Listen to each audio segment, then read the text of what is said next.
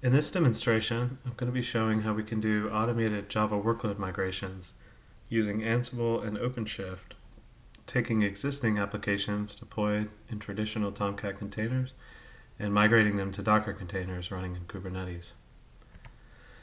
Here's a high-level view of the workflow we're going to be stepping through.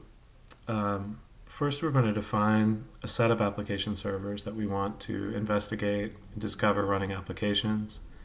We're going to scan them for existing Java processes running. We will archive and download the configurations on those systems to a build server and check for consistency.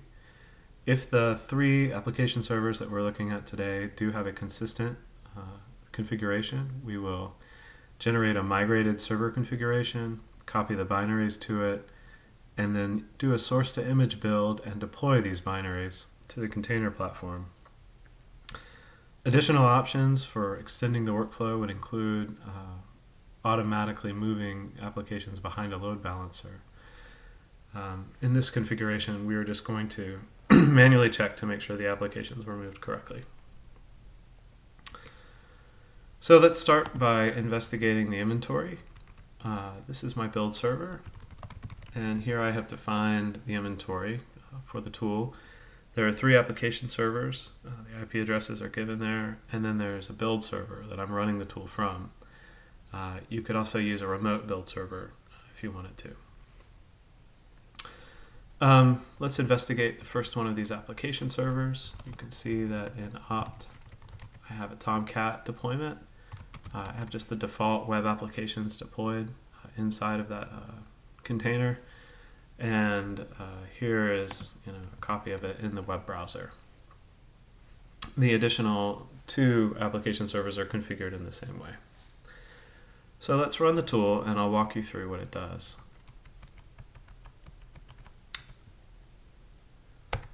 There are two plays defined in the site configuration for this particular playbook. The application servers is where it goes and does the actual interrogation of the systems and the gathering of the configurations. And then there is a build servers play where it does the actual configuration checking and the binary deployment onto OpenShift. So first you'll see that it is going out to the three systems and checking them. It is looking for Java processes running in the table. Here it has identified that there is a Tomcat process running on each one of these three, and it finds the Tomcat home or the Catalina home for each of these application servers. It's also configured to check for JBoss installations as well, and could be extended to check for WebLogic or WebSphere deployments. Here you can see that it has identified that each one of these three systems has a Tomcat deployment in /opt/Tomcat, and it did not find any JBoss. Now it is archiving each one of these deployments and pulling them down to the build server. Now on the build server, we are going to go through and unarchive the archives. We are going to copy them into a directory, and then we are going to make a consolidated directory where the configurations can be checked against each other. It's that consolidated directory that will actually be migrated to the Docker container.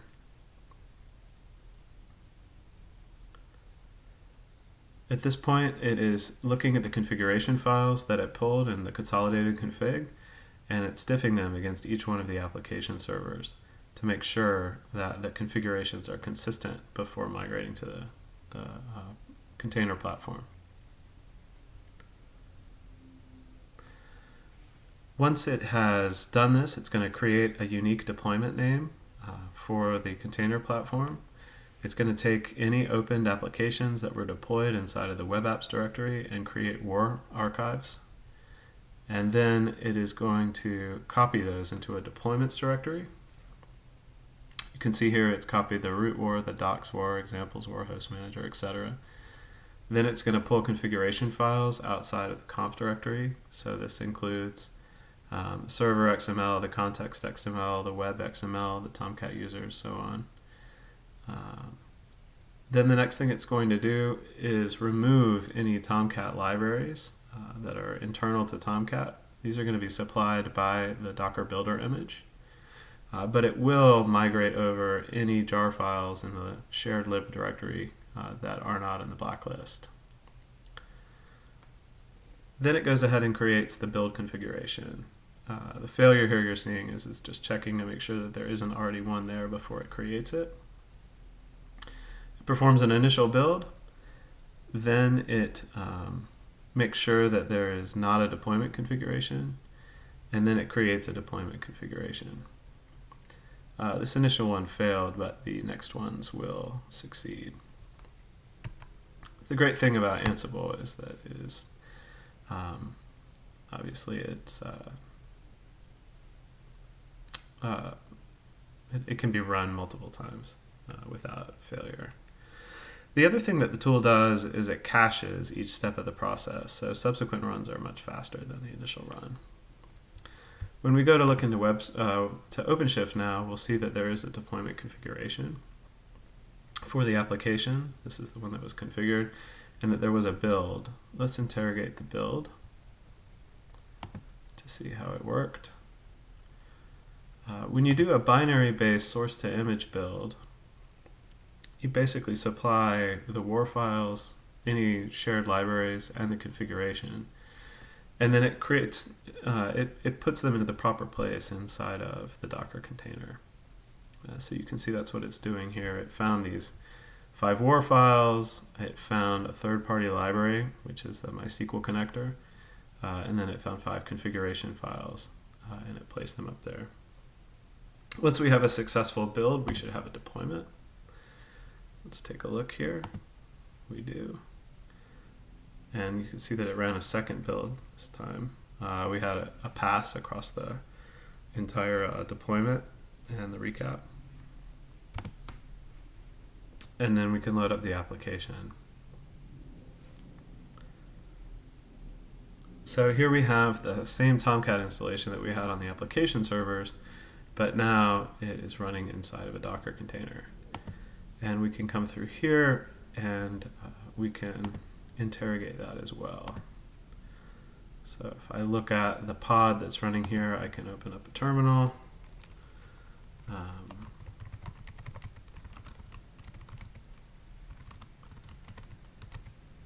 And you can see I have basically the same deployment in the Docker container as I had on the existing process. So now let's work with this a little bit. Tomcat ships with some default applications. We can go into the examples here. And let's take a look, for example, at some authentication. So I've already configured, and we can see this here, this application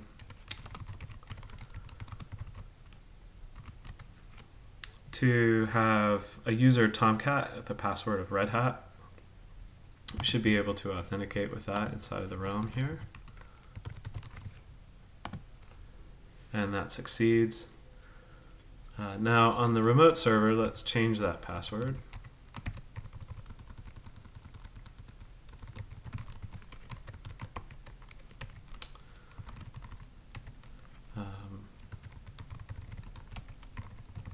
We're going to shut down the server and start it back up.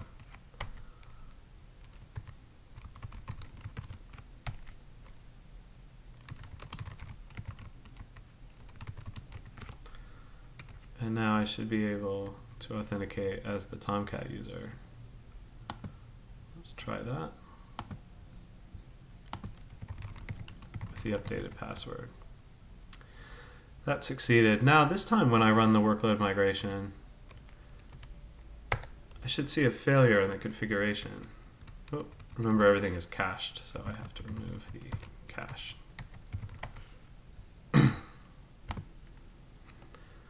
You see that since I did remove the cache on that one, it went ahead and created an updated archive for that system that it will then deploy to the build server.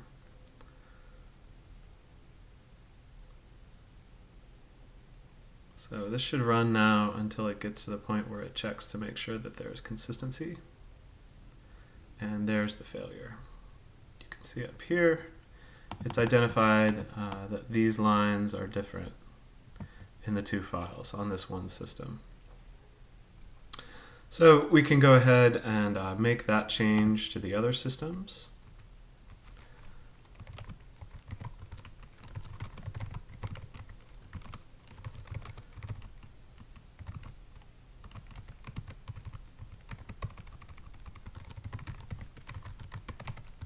Delete the cache. Make the same change to this system.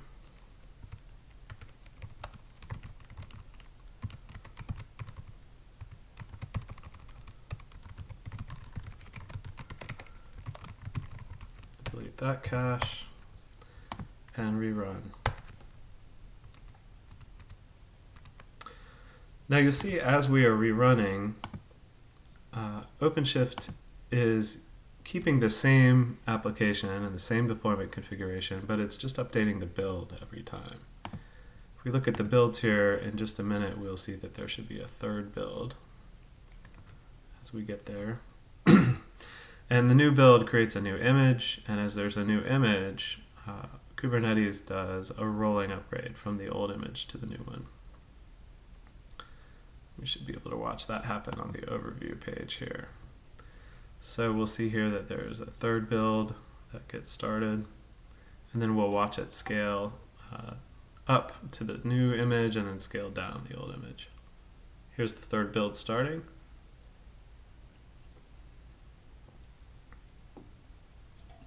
And we'll watch the build log go, and then we'll watch as we get a rolling deployment. So in this configuration, as you're making changes to existing systems, let's say you discovered an inconsistency or something like that that you want to change on the live systems, rerunning the migration can put it into the new configuration kind of behind the scenes. And now at this point, when I go to the application and I go to the examples, I should be able to log in with the new password. And I can. So you can see how the configuration being changed on the existing application servers is reflected in the containerized deployment. So finally, let's deploy an application into the 3 application servers. I have a very simple test application here. All that it does is test that we can connect to a database over JNDI. You'll see as it gets deployed. Kind of wait a minute here.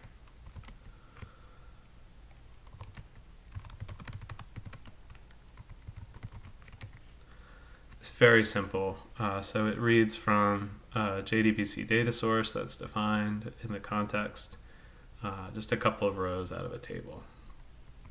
I'll deploy this to the other application servers.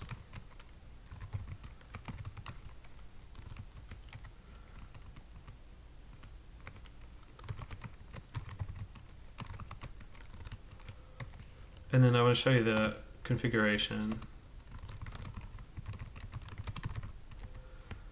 is here in the context. And you'll see that I'm connecting to a database which resides over the network, and I've given a hard-coded IP address. Let me delete the cache.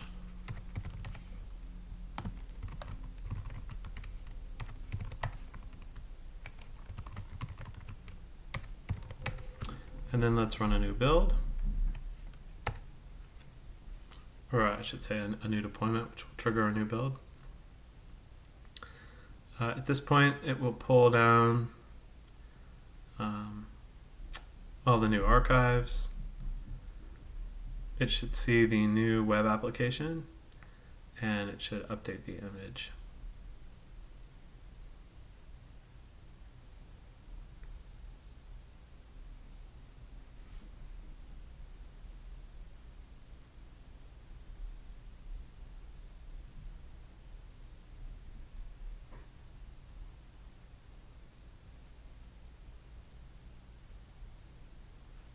Okay. We should see the build roll here. comes the fourth build. We can check the build log here to make sure that it picked up the new archive. You see it there, db test. And once the rolling deployment is finished, then we should be able to access the application.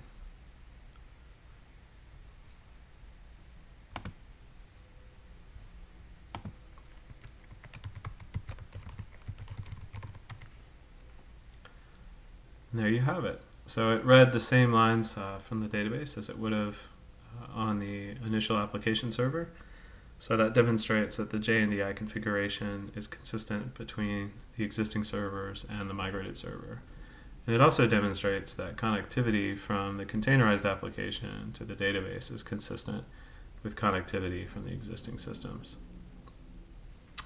So that's all that I wanted to show with the tool today. Obviously, there's a lot of room for additional development. For example, building out the JBoss migration pieces as well as the Tomcat migration pieces, improving sanity checks and other things like that, creating named services. There's a lot of neat places that the tool could go from here, but this demonstrates that the basic functionality is together. Thank you.